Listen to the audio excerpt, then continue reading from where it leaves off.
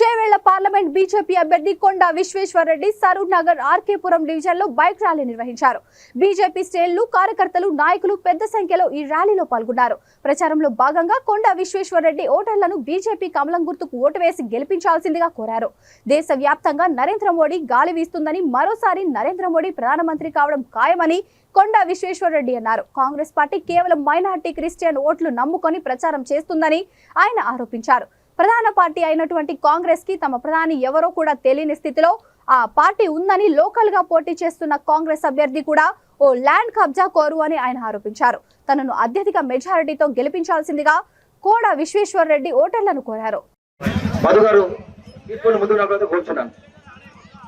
Vehicles మీద ఉన్నటువంటి సోదర కార్యకర్తలందరూ స్ట్రైట్ గా అంటే ముందు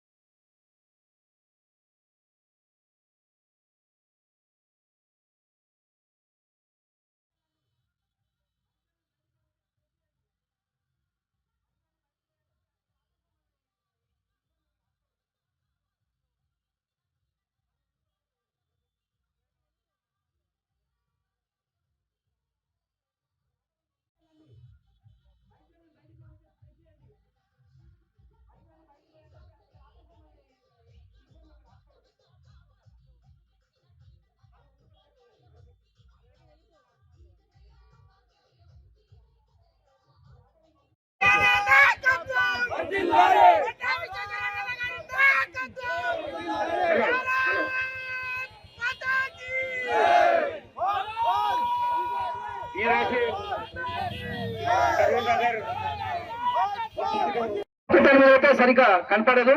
కాబట్టి అందరము కొంచెం క్రమశిక్షణతో వెహికల్స్ ఒక 2-3 లైన్ కాబట్టి అందరం ముందు కదవాల్సిగా కోరుచున్నాను. సైడ్ నుంచి 3 లైన్లు మీరు ముందల బైక్ల మీద స్టార్ట్ కండి, మేము వెనుక కలిగి వెహికల్ వస్తుంటది. ఆర్కేపురం రోడ్ షో నడుస్తున్నది. ఇది మొత్తము రోడ్ల పక్కకు కాలనీ నుంచి ప్రజలు వచ్చి ఆహ్వానిస్తుండ్రు. అందరు కూడా థమ్స్ అప్ చూపెడుతుండ్రు, కమలం పువ్వు గుర్తు చూపెడుతుండ్రు. నిజంగానే ఇది ఆల్రెడీ నిర్ణయం చేసింది ఏంటంటే వచ్చే ఎన్నికలలో పార్లమెంట్ ఎలక్షన్స్లో దేశవ్యాప్త నిర్ణయం చేసినట్టు వచ్చే ప్రధానమంత్రి మోడీ అని సరూర్ ఇంకా ఆర్కేపురం డివిజన్ కూడా అప్పుడే నిర్ణయం చేసినట్టుంది. ఏంటంటే ఈసారి బీజేపీ గెలుస్తుంది.